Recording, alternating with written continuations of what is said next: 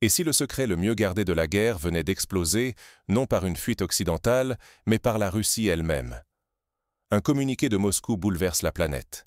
La Russie affirme avoir arrêté, sur le sol ukrainien, plusieurs pilotes étrangers aux commandes de chasseurs F-16. Les vidéos publiées exhibent des visages inconnus, des accents étrangers, des tatouages révélateurs. Ce ne sont pas de simples mercenaires, mais des vétérans issus de structures de l'Alliance Atlantique, parfois même instructeurs de pilotes ukrainiens. Sous la pression des interrogatoires russes, ces captifs auraient livré des aveux explosifs. Selon les premiers extraits, ils détaillent une implication directe de spécialistes occidentaux dans la guerre aérienne contre la Russie. Protocoles codés, coordonnées secrètes, dispositifs de liaison entre le Pentagone et Kiev, tout est exposé. Pour la Maison-Blanche, c'est un choc. La version officielle, martelée depuis des mois, s'effondre. L'administration Biden vacille. Donald Trump accuse déjà ses rivaux d'avoir mis le pays en danger. L'enjeu, plus qu'un scandale, c'est la crédibilité de l'Occident et la confiance de ses alliés qui basculent. Mais comment cette crise inédite a-t-elle éclaté? Retour sur la chaîne des événements. La nuit où tout bascule, un raid aérien change la donne sur le front ukrainien. Voici comment la mission secrète débute et dérape. Depuis des mois, l'Occident l'assure. Il ne fait que fournir des armes à l'Ukraine, rien de plus. Les États-Unis et leurs alliés répètent qu'aucun soldat, aucun pilote occidental n'intervient directement sur le front. Officiellement, seule la logistique et la formation à distance franchissent la frontière. La fameuse ligne rouge ne serait jamais franchie. Mais tout bascule lorsque, soudain, des rapports en provenance de Russie font état d'une opération à l'Est. Un escadron anéanti, plusieurs pilotes capturés. D'après les Russes, ces prisonniers ne sont pas de simples Ukrainiens. Certains possèdent une formation aux standards de l'OTAN. D'autres semblent même être des officiers occidentaux. Les médias occidentaux crient aussitôt à la désinformation, accusant Moscou de manipuler l'opinion. Pourtant, des preuves visuelles s'accumulent. Vidéos d'interrogatoire, tatouages, accents, documents d'identité. Impossible de nier. Les révélations émergent sans filtre, et l'identité de plusieurs pilotes occidentaux, confirmée par des dossiers militaires, éclate au grand jour. Les interrogatoires diffusés par la Russie contiennent des détails troublants, bien au-delà du simple aveu militaire. La version officielle chancelle. Ce ne sont plus de simples rumeurs. La crédibilité occidentale s'effrite. Chaque image, chaque document approfondit la fissure. À Washington et dans les capitales européennes, la panique s'installe. Les alliés sont soudain exposés, la confiance menace de s'effondrer. Si l'Occident a menti, peut-il encore garantir la sécurité de ses partenaires? Très vite, l'affaire dépasse le sort de quelques pilotes anonymes. C'est l'équilibre géopolitique qui vacille. La Russie, triomphante dans la guerre de l'information, met l'Occident dos au mur et l'oblige à réagir. Désormais, la Maison-Blanche doit décider, reconnaître ou nier, agir ou subir. Mais à chaque heure, la pression médiatique et politique s'intensifie, menaçant de tout emporter. Quand la réalité dépasse la fiction, chaque mot d'un prisonnier devient une déflagration politique. Depuis la capture de ces pilotes de F-16 liés à l'OTAN, la forteresse du secret occidental vacille dangereusement. Les premiers témoignages bouleversent tout. La coopération entre le Pentagone et l'état-major ukrainien n'était pas une simple affaire de conseils à distance. Des échanges quotidiens, des ordres détaillés, une implication directe de conseillers américains sur le terrain. La ligne rouge semble franchie. Des canaux secrets, échappant à tout contrôle officiel, auraient permis d'orchestrer les opérations aériennes les plus sensibles. Tablettes, notes codées, protocoles de vol, tous ces documents, saisis lors de la capture, se retrouvent désormais entre les mains de la Russie. Voilà Moscou doté de preuves tangibles d'une implication occidentale bien plus profonde que ce qui était admis publiquement. À Washington, la stupeur est palpable. Le Pentagone déclenche en urgence des enquêtes internes, cherchant à comprendre comment cette fuite a pu survenir. Les alliés paniquent. Certains hauts responsables européens craignent déjà que la confiance au sein de l'Alliance soit irrémédiablement minée. Face à la crise, la Maison-Blanche garde un silence de plomb.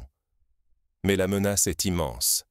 L'exposition de ces faits pourrait fissurer l'Alliance Atlantique, tandis que les opinions publiques, déjà fragiles, commencent à douter de la transparence de leur gouvernement. Si Moscou publie ces documents, la crédibilité stratégique de l'Occident vacillera.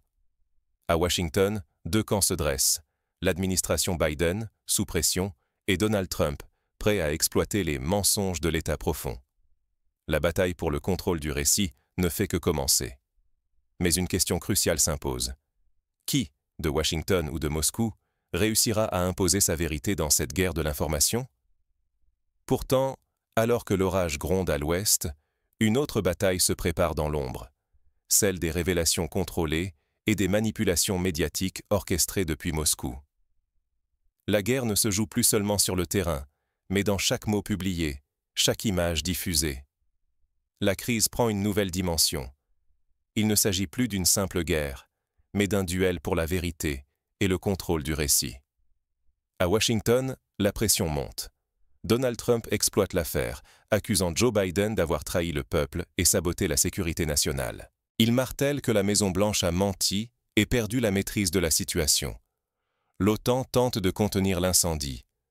Les responsables européens multiplient les appels au calme, évoquant des erreurs individuelles ou des malentendus.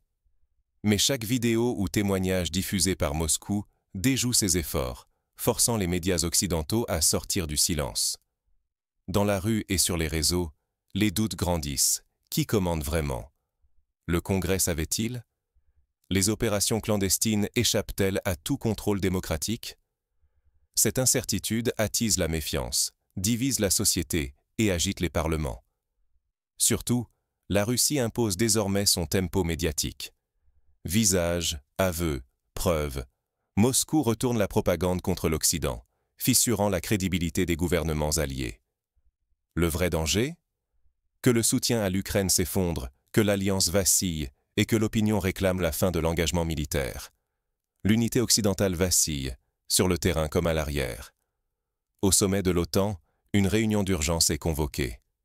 Les dirigeants hésitent, tandis que la Russie continue d'orchestrer la mise en scène de ces révélations. La véritable leçon de cette crise ne réside ni dans les avions détruits, ni dans les joutes politiques, mais bien dans la guerre de l'information elle-même. En quelques jours à peine, les tabous entourant l'engagement occidental se sont effondrés. Ce qui relevait hier du secret de Polichinelle envahit désormais l'espace public, obligeant les dirigeants à réagir sous pression et à revoir leur stratégie. Mais la mutation la plus inquiétante s'opère ailleurs. L'information manipulée devient aujourd'hui l'arme la plus puissante. La Russie, pour la première fois, prend la main sur le récit international, dévoilant des vérités embarrassantes alors que l'Occident tentait de maintenir le flou. Les répercussions sont immédiates. Politiquement, le scandale ébranle la confiance, affaiblit les gouvernements et aiguise la polarisation. Militairement, les révélations sapent la crédibilité et menacent l'efficacité des démocraties en temps de crise. L'enjeu dépasse l'image. La survie des alliances dépend désormais de la capacité à restaurer la confiance et la transparence. Si la suspicion l'emporte, l'OTAN elle-même pourrait se fissurer, menaçant notre sécurité collective. Ignorer ce signal d'alarme, c'est risquer une nouvelle crise de confiance et perdre l'influence que l'Occident conserve à peine. Désormais, l'information façonne la puissance des États autant que les armes. Face à ce bouleversement, la Maison-Blanche doit réagir vite. Mais chaque mot, chaque geste, risque d'envenimer la crise ou de révéler de nouvelles failles. Le dernier masque tombe. La Russie exhibe des pilotes de F-16 capturés sur le front ukrainien. Après des mois de démentis, l'Occident se retrouve forcé d'admettre son implication directe. L'Alliance n'est plus l'observateur distant, mais un acteur démasqué, pris au piège de ses propres narratifs. La révélation déchire le voile officiel. À Washington, l'onde de choc secoue la Maison-Blanche et expose les alliés à la défiance. Donald Trump s'empare du scandale, transformant chaque silence officiel en arme politique. La crédibilité occidentale vacille, tandis qu'une question s'impose. Qui décide ce que le public a le droit de savoir? Dans ce brouillard de propagande inversée, le public occidental se retrouve à la croisée des chemins.